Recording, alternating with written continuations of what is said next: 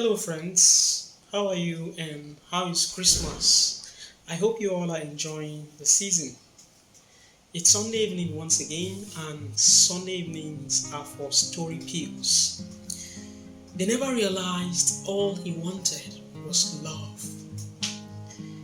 There was an old man who had lost his wife and lived all alone. He had worked hard as a tailor all his life, but a serious misfortune had left him penniless, and he was so old that he could no longer work to support himself. His hands were shaking so much for him to put them to work again, and his vision was so blurred for him to be able to make a straight seam. He had three children, but they were all grown up and married, and they were so busy with daily life that they barely had time to dine with their father, even once a week. The old man was getting weaker and weaker and weaker. His children rarely came to see him.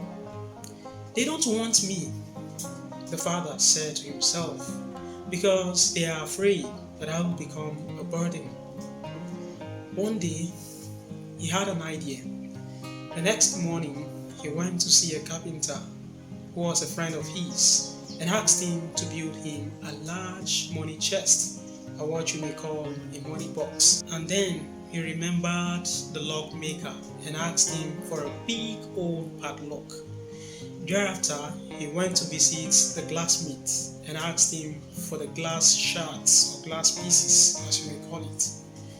The old man took the chest home and filled it to the brim with glass particles or pieces.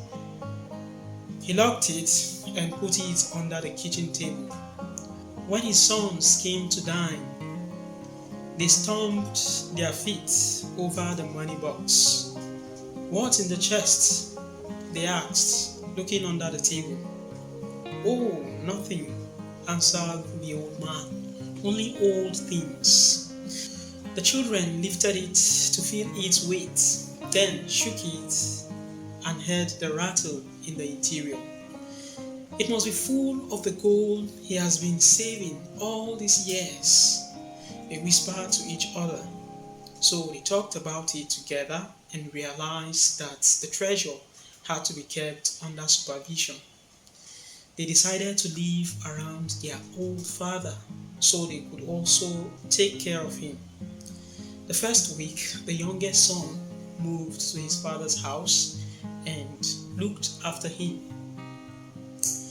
The following week was the turn of the second child, and then the third of the oldest. All this went on for some time. At the end, the father fell ill and died. The children gave him a nice funeral. Besides, they knew there was a fortune hidden under the kitchen table, so they could afford to spend some money on the poor old man.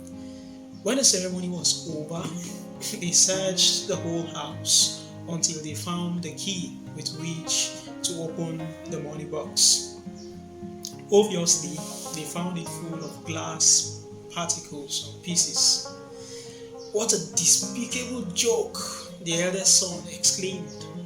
"It's horrible to do such to your own children."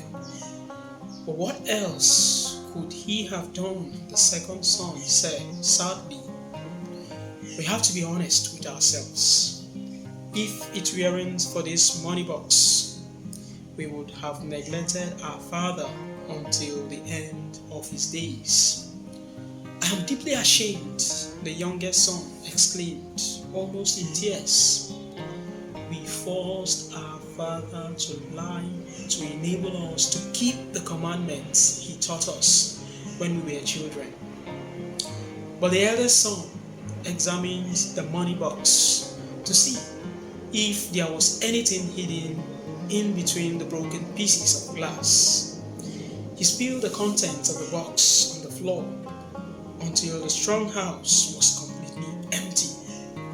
Then the three brothers silently looked inside, where they read the inscription the father had left for them on the bottom Honor your father and your mother.